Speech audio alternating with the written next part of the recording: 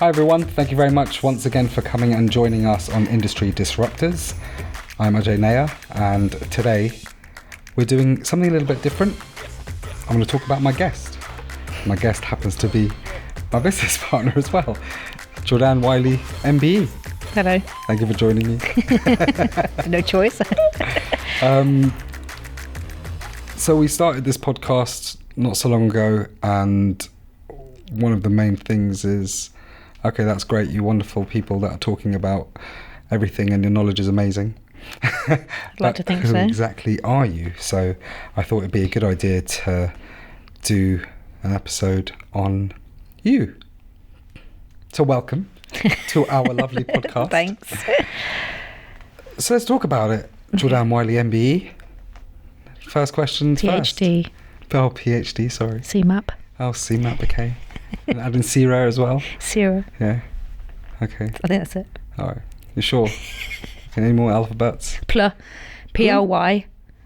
You get that for being Paralympian. Ah, wonderful. So how about we start there then? I'm Paralympian. Miss Paralympian. Okay, so you started your life, tennis, from a very young age. I think a lot of people have heard the story. 3 years old, picked up a tennis racket in your favourite place in the world, Israel. It's not my favourite place in the world. I don't know where he gets this from. It's just because I Yeah, I know. It's so annoying. I've been there like twice in my life. Yeah, so you started at 3. Bit of your dad's influence. Obviously, he was a Paralympian as well, but track, right? Not. Yeah, he actually didn't play tennis for the Paralympics at all. It was only when he sort of like retired from professional sport. Professional back in the 80s. It was not very professional, but he just started playing like friendly and for fun. Just for fun, yeah. And that's around the time I was born, so that's kind of what I was like brought up with, really. So that's how you picked it up. Yeah. Did you enjoy it straight away? Like I don't know, I don't really remember. I just remember like my dad taking me every Monday after school. He would take me to the local courts and we would just play. I think then I did enjoy it, and I was all right for a young child.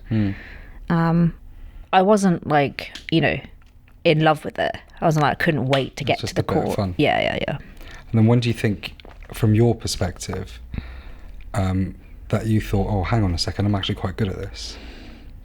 Probably about 11 or 12. And when do you think everyone else realised, oh, actually, she's very good at this? Probably later on. Later on. So you knew you were better than what other people thought you were? Yeah, I remember when I was about 12 and I'd just been talent spotted, and one of the coaches at the time went up to my dad and said, oh, I don't think she's quite got what it takes.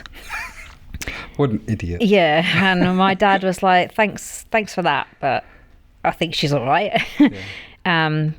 It's because at that point I'd just been talent spotted and I'd been selected to play for GB in the World Cup for the first time. How old were you then? I must have been about 12 or 13. Oh, okay, wow. Yeah. So I was obviously all right if I was playing for my country. So, and then it probably wasn't until I was about 15 people started realising, or 14 maybe, that people started realising, oh, she's pretty good actually. And at that point, did you love it? Yeah, no, I did really enjoy it. It's a funny thing. I had like a funny relationship with it because I was really, really good at it. And I did enjoy it. I loved competing, but I just hated training. So it was like a love-hate relationship because I couldn't be good without training. But I didn't want to go to training. I just wanted to compete all the time. So I had to like force myself. And when you turned pro, do you look back and think that you definitely made the right decision and there was nothing else that you wanted to do? No. Like when I was in college, I was actually studying because I wanted to be a coroner, which has nothing to do with anything in life. And yeah, only death. Yeah, it was not great. And yeah, so then I decided I'm going to turn pro actually. I'm not going to go through med school. And at the time my parents were like, oh my God, she's quitting college and all of her education has gone down the pan. But it was the best decision I ever made. Like, it turned out right, didn't it? Yeah, I don't regret that at all. So we got obviously 13 Grand Slams, 12 doubles, 1 singles, 4 Paralympic medals, 3 bronze, 1 silver. Happy with that? Yeah, I could have done better. Well, actually, do you know what? Speaking of doing better, obviously I met you when you were coming towards the end of your career, and kind of potted around Wimbledon and whatnot.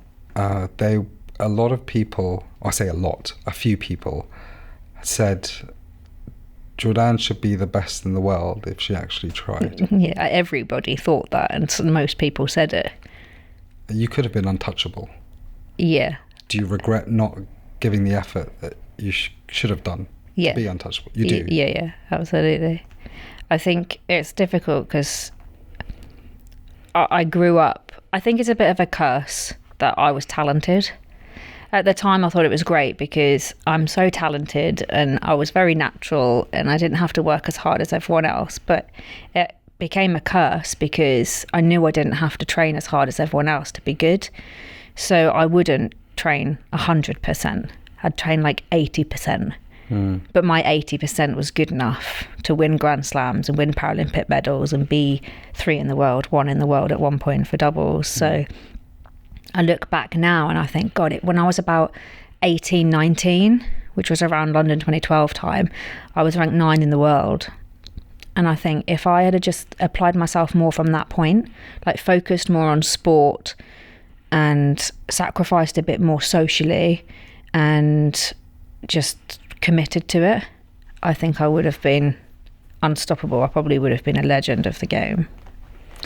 To be fair, you're quite a legend of the game anyway. Yeah. But I think even more so. I would have been more so, yeah. I remember when I first met you, I kept saying that you were lazy.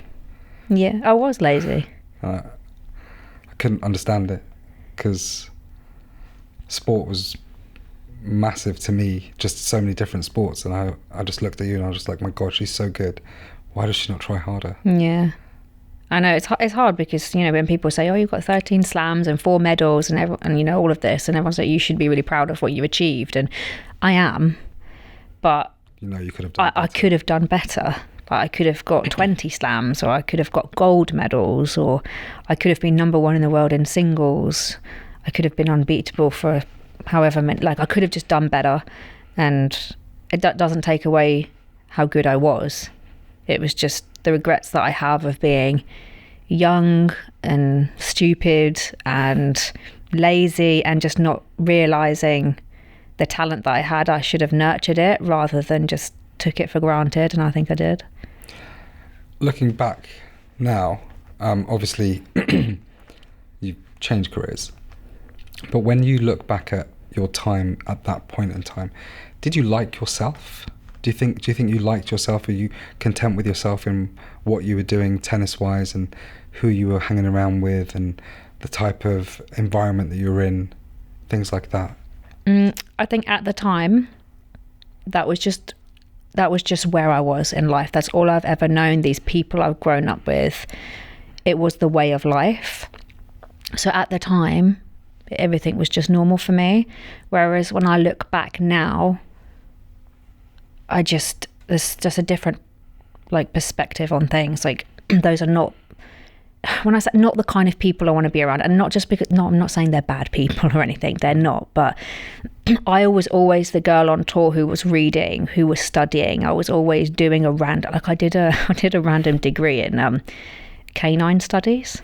So actually, if anyone's dog needs CPR, because I was always learning about something, like, because it's quite lonely on tour, and like I wanted to educate all the time. So I was always like the black sheep, but I was always like trying to fit in with everyone. And yeah, I feel like I should have just been more like myself and just been like, well, this is me, and I am a bit of a nerd, and I'm not like you, and I should have done that. But I didn't, and I fell into a lot of, you know, bad behaviours, bad habits.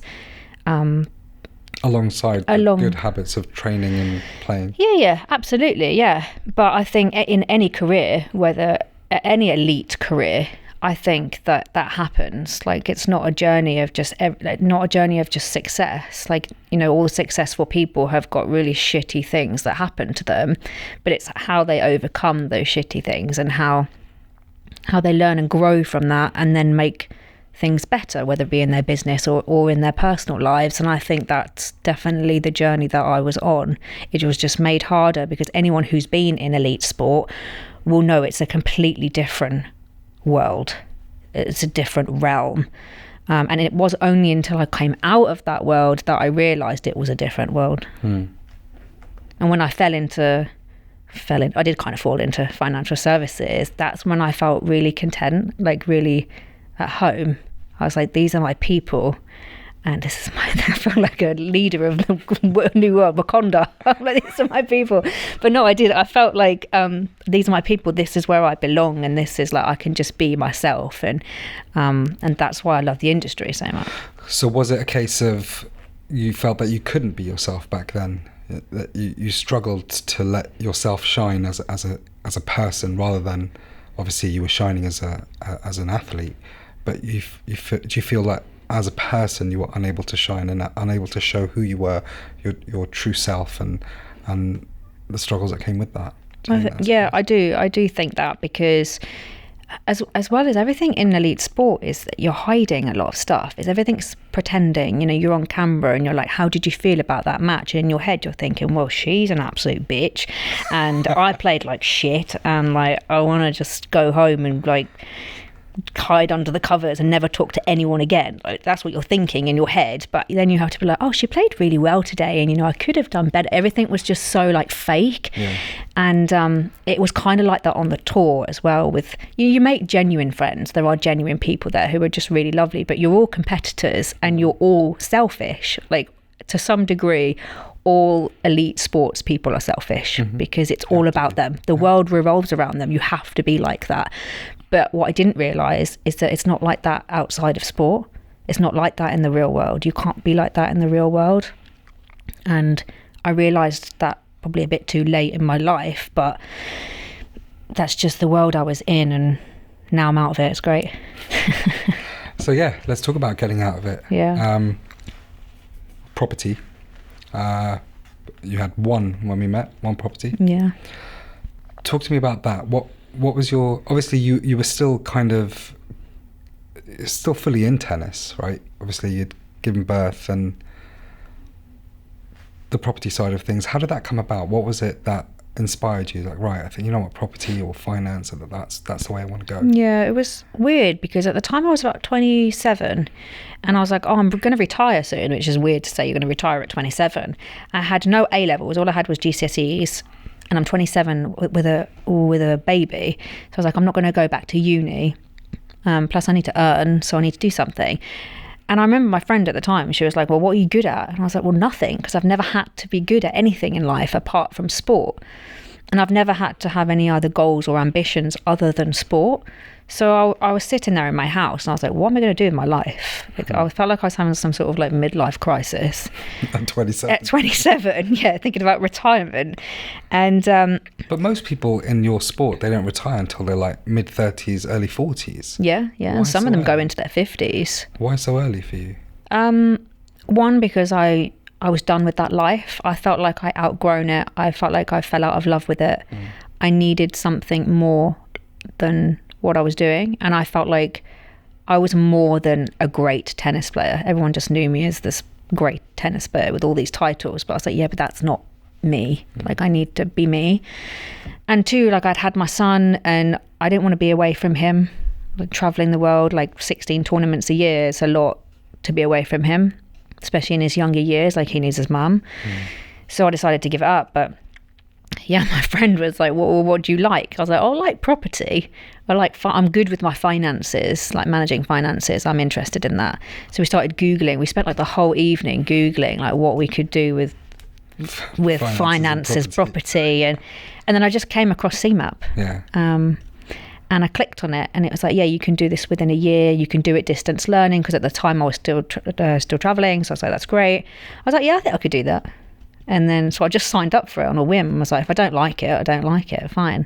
Started reading those massive books, taking those slab books away with me. And I loved it. Like, I was fully immersed in it. I was like, this is like great. And I was like freaking highlighting everything. And like, yeah, I was loving my life. Yeah. It's great. Awesome. Yeah. Brilliant. I think having that one thing where you're like, oh, let me think about that one thing, focusing on that one thing, I think it helps massively. But of course, then you ended up qualifying by yourself, which is no easy feat. No one there to... and it took me the exact 12 months as well. So on the... Do you think you actually just waited all the way until the end? No, I didn't. So I had my last CMAP booked in way in advance, and I got food poisoning, and I had to get a doctor's note to change it. And then on the 365th day, I did my... the final and I was like, God, don't fail, because I've got to pay a couple £100 again. I didn't fail. I passed it. So, yeah.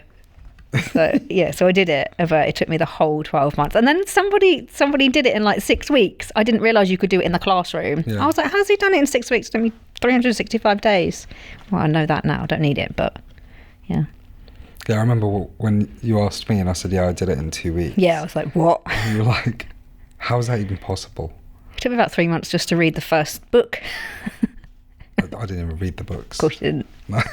Some of us need to read the books. I have that unfortunate or fortunate ability to just understand things very quickly. Yes. So yeah, sorry. But yeah, so then let's just move on to I guess meeting me. It was a bit of a strange one, wasn't it? Yeah, it was. Did you actually want to be a mortgage advisor? You studied it. You wanted to be a mortgage advisor. Yeah, absolutely. I was full set on that. Like that was what I wanted to do with my retirement life. And I didn't quite know how it was going to pan out, like the structure of how it was going to work. And I didn't have a clue what actually being a mortgage advisor meant at the time. Well, that's the problem with the exams, and so I really hate those exams. Well, they don't teach you anything. They literally teach you the regulation. And they give you scenarios. They don't teach you how to be a mortgage advisor. They don't. You have to kind of learn by yourself how to be a mortgage advisor. I pretty much learned by myself how to be a mortgage advisor. Yeah. And I guess that's why when I met you, and I was like, just learn. Yeah, because like so I qualified in March, which was literally when we went into COVID. On March 2020. Yeah. So that's basically when I started Hearthstone. Yeah. Well, I started Hearthstone like 3-4 months earlier. Exactly. So like I qualified and then was like, oh, we're in a lockdown. I was like, great. So I was ringing up all of these people and they're like, sorry, we're not hiring. I was like, I don't want you to pay me. I just want to learn. Like I'd had money saved from tennis. Like I didn't need the funds immediately. I just wanted to learn. Just wanted to shadow people. Everyone said no. Everyone said no. How many people did you contact? About 5. Local to me at the time. Yeah. But that was 5 before I met you, obviously. 5. But did you contact anyone after you met me? No. Damn right. No, of course not. Just so as you know, and this is a public announcement, all 5 of those firms are the most incompetent firms that exist in this world. And I'll come on to why in a minute. Yeah, so then I'd already had one property by then. I bought it when I remember I bought it when I was in Roland Garros. I was in the changing rooms and he was like, don't you want to look at the property? I was like, oh, I'll just send my mum. So my mum, he knows my mum. My mum went round and... Did she pick up like 8,423 problems with the property? Absolutely, yeah. I was like, don't worry, I'm going to do a refurb. She was like, there's damp. I was like, yeah, I know. That's why I'm buying it, because it's a piece of shit. Been empty for like 2 years. She probably had a coronary. It was awful house. And I was in the change rooms and I was like, yeah, just buy it. And she was like, well, what do you want me to offer? And obviously at this point I had no idea. So I just plucked it was on for 130. I was like, I don't know, 122. And they were like, okay, yeah, accepted. I was like, damn, should have gone for more. Yeah. So that was my first one. And for someone who didn't have a clue what they were doing, it actually turned out to be a nice little earner, because I sold it a couple of years back. For 200? For 210, yeah. 210. So that was pretty good. But yeah, meeting you was just complete freak accident, because I just saw a free Zoom call for Prosperity Network. And I was like, yeah, well, I haven't got anything else to do. I'm in COVID, so I'm just at home. Yeah. So I signed up for it, and there you were talking. And I remember thinking, when you were talking, I was like, oh, he kind of sounds like he knows what he's talking about. Like, Kinda. Yeah, like he sounds like he knows what he's talking about. So maybe I should give him a call because you gave out your details. And I was like, nah, I don't know if I could be asked to give him a call. Like, it's COVID, like no one's going to care. And then I was like, nah, okay, I'll just call you. No, you emailed me first. I emailed you first. Sounds like me. Yeah. So I emailed you I first. just fight with you every day. Stop emailing, just call them. I emailed you, and you did email me back. I did, because you started your email with, I don't want to commit mortgage fraud, but... I mean, come on. I'm not a criminal, but... So my thought process was like, oh, here we go. She's dodgy. Properly, yeah, basically, yeah. It's dodgy as fuck. So, right, let me go through this email. And then I go through the email and I was like, oh, okay, she doesn't get mortgages, does she? Ah, right, okay. I think I was trying to use investor funds. Yeah, but it was from your mum and your fiancé. Yeah. At the time. Yeah. I was just like, so that's time. Yeah, so that's not fraud. Yeah. You're allowed to use family. Oh, I didn't know that. But that's the thing. That's what I meant. So then when I went through it and I thought, you know what, let me email this girl back because, yeah, she's on the right track. Clearly a lost cause. She's happy to do... No, I thought, you know what, yeah, she can absolutely do that, but she's going to need some guidance. Yeah. Then obviously we got on a phone call and it was your birthday, right? Yeah. We got on that phone call. Yeah, and you know what? I wasn't even going to mention anything about my past life. And it was only because you are right at the very last bit of the conversation. You were like, oh, what do you do now? Or you said something like, what did you do before? And I was like, oh, I was a professional sports person. No. You hadn't even told me about mortgages yet. Have I not? You told me mortgages after that. Did I? So I said, what are you doing right now? And you're like, well, obviously it's COVID, so nothing. But apart from that, I'm an athlete. I was like, yeah, I know you're an athlete. I know your name from somewhere.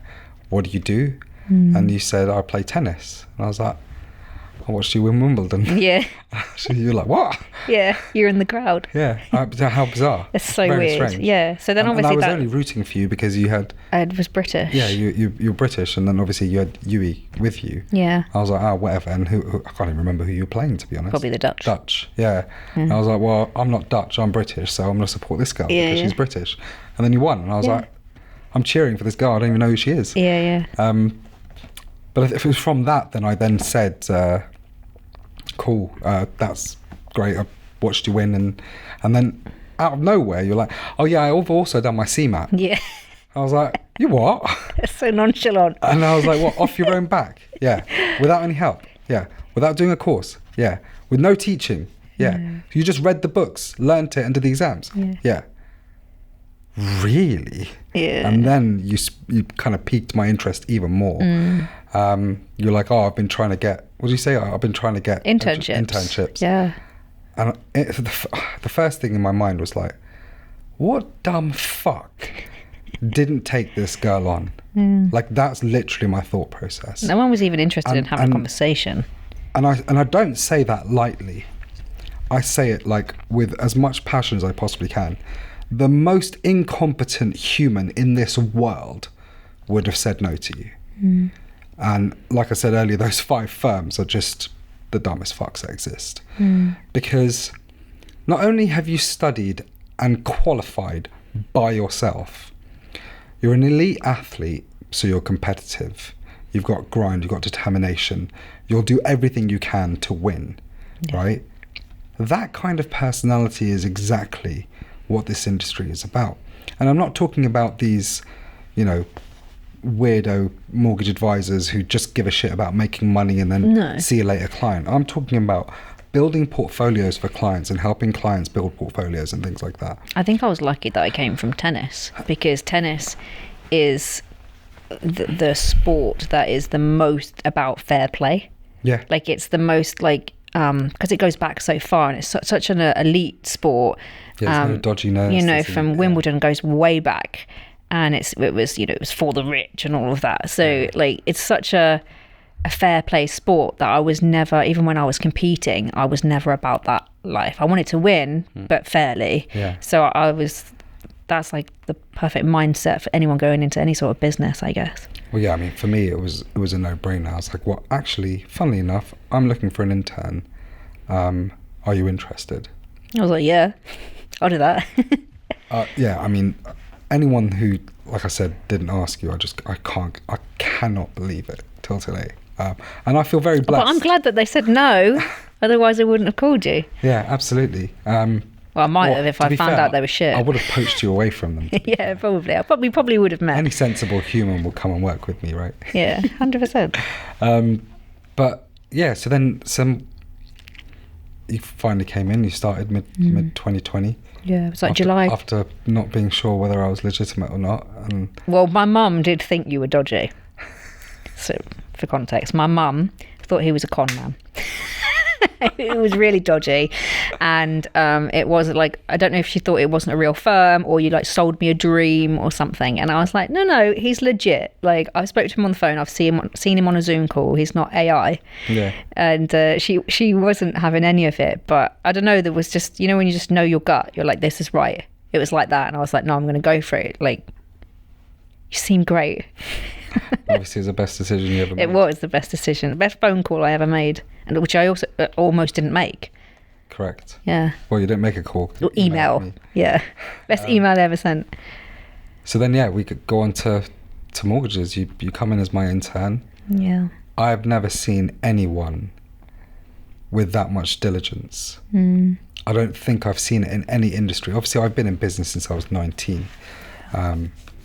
Little things here and there, blah blah blah.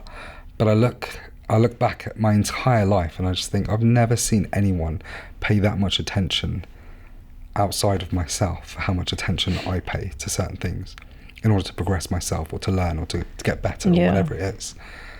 But the diligence that you had, you sat there. I remember you sitting there from day one. Yeah, I did. You would watch me on my computer. You would read the emails that I'm typing and sending. You would listen to every phone call with your little notebook and you're like writing notes, listening to me like you this. had no personal space. No. I was like up in your grill. But you, like, that desire to want to know everything. And I think it was like day 3 or 4 where you were just like, obviously you were only coming in once or twice a week because you're still playing, but I think the 3rd or 4th day that you came in, you were just like, whatever is in that brain, I want it. I want that knowledge. Yeah. And I was like, okay, fine. Although it felt impossible at that stage for me. I was like, I'm never going to know all of this stuff. Like, I'm never going to, like, I was hearing you on the phone and I was thinking, how does he know that? Like, I'm never going to know that. Obviously now I know that. But like 4 years ago, I was like, how? This is like, am I doing the right thing? Like, am I going to get it? But I just found it really, really interesting. Like, I genuinely just wanted to learn. I just wanted to know everything about mortgages and bridging and the differences between commercial, non-commercial and all of this. But I can safely say there are very, very few people that I've ever come across in this industry that I think are better than you. And you've not even been in this industry for that long. I mean, heck, you started full time in 2022. Yeah, January 22. January 22. Yeah. So you've only completed 2 years of being a mortgage advisor, and your knowledge far surpasses so many brokers that I've met. That's because they didn't have you. Well, thank you very much. but that willingness to learn and that understanding, I listen to you now on phone calls to clients. Even today, when you were talking about company structures and the title splits into the subsidiary companies, I was just like, that is literally verbatim how I talk to clients and the way that I say it, the way that I structure my sentences, the way that I explain it to clients. It was literally verbatim.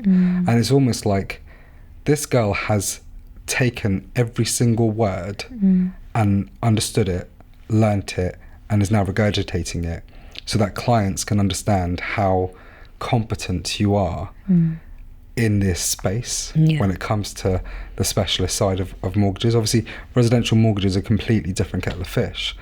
I actually find them like more, like, I know less about residential stuff than I do about the specialist I don't stuff. think you do. I feel like I do. I don't think you do. Do you not? No. I think it's because you're not as excited by residential mortgages as you are by the bridging, the development, and all of the other stuff. Yeah. But I think from my perspective, looking at you, I think it's really important I almost feel like it's always important for me to make sure that anyone that I send you to work with, or anyone that you start working with, understand and value who you are and what you're about, especially now in this industry. Forget about, you're one of the greatest players ever, and you're famous and whatnot. Okay, put that all aside. I'm talking about just finance, just here, just mortgages.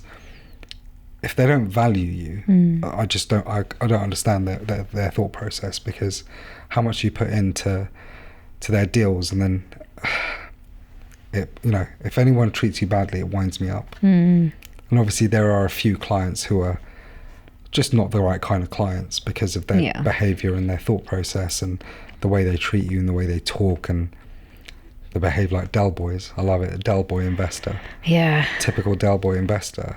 It winds me up, it really does. Yeah. But then, so now you're fully qualified, you went from an intern, you're basically running Hearthstone now, you're looking after the other advisors, you're looking after the staff, you're sorting out all of our exhibitions, our expeditions as well that we have, our Hearthstone parties. Yes.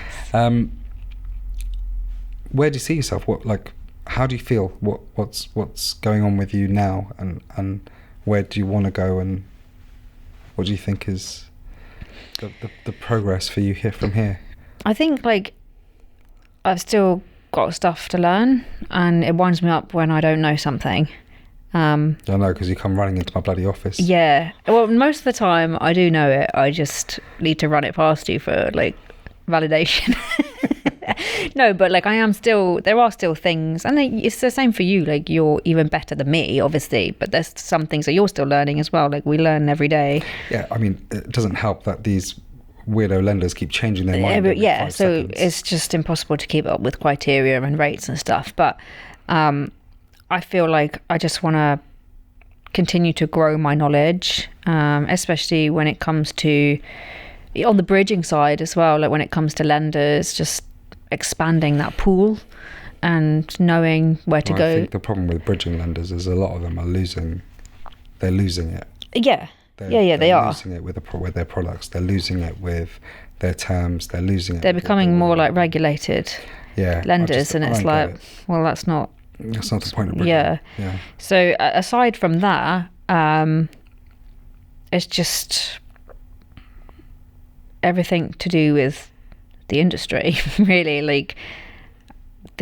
I found my calling. Well, I mean, you've already won your first award. Yeah. In got my Rising Star award, but now I can't go for any Rising Star because I've passed the 3-year mark. Not yet. You're 2.5 years in. Oh, you're talking about when you were an intern. Does that even count? Well, when I started with Hearthstone officially. Yeah, but I think that's full time. You can't talk about when you were playing tennis. I think well, maybe. Well, I'm coming up to that. January 22 is when you started. Yeah, really. I'm coming up to that anyway. So, yeah, I just want to learn more and just everything with Hearthstone. I'm going to stay with Hearthstone till I die or retire. I might have left before that. Yeah, or whatever.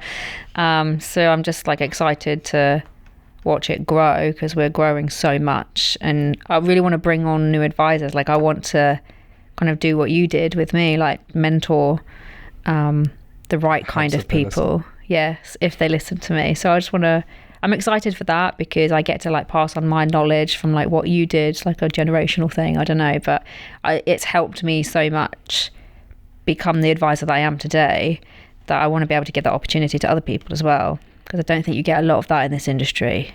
I see a lot of people that are just out for themselves, or they just don't care about the sort of next generation of advisors. So I'd like to...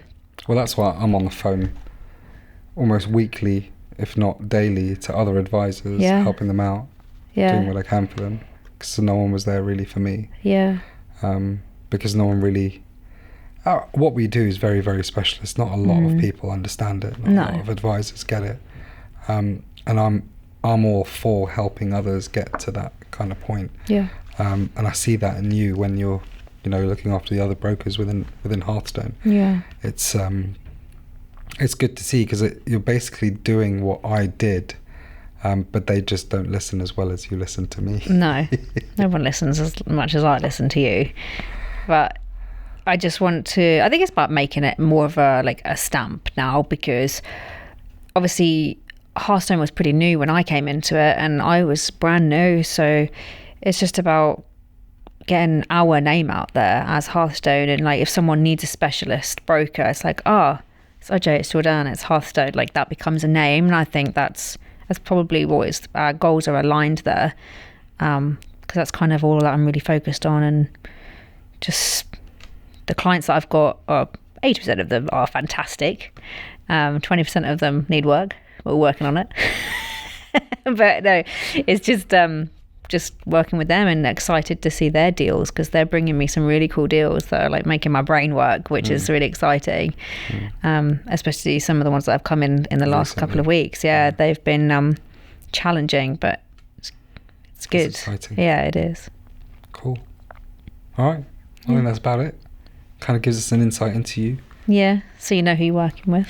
Yeah. You're working with a superstar tennis player and a superstar mortgage advisor. Yeah, if I can win Wimbledon, I can get you a bridge. That's a logo. You should do that. You should have me my logo, my slogan. That's your slogan? Yeah. Right, we'll see it in the office. It's quite long though. If I can win Wimbledon, I can get you a bridge. No, I suppose it's all right. You should put it in your email. I'll work on it. You put it on your signature in your email. Yeah. Right, well, thanks for coming to our podcast. And thanks for coming to the podcast that you were supposed to be at. Yeah, and letting me kind of delve into your past, present and future. So, and thanks for everything you do for me. Pleasure. Wonderful. And thank you for watching and joining us on Industry Disruptors. We are truly disruptors. I'm here and I'm on a mission to disrupt as much as I can within this industry. So thank you again for tuning in, and we will see you next time.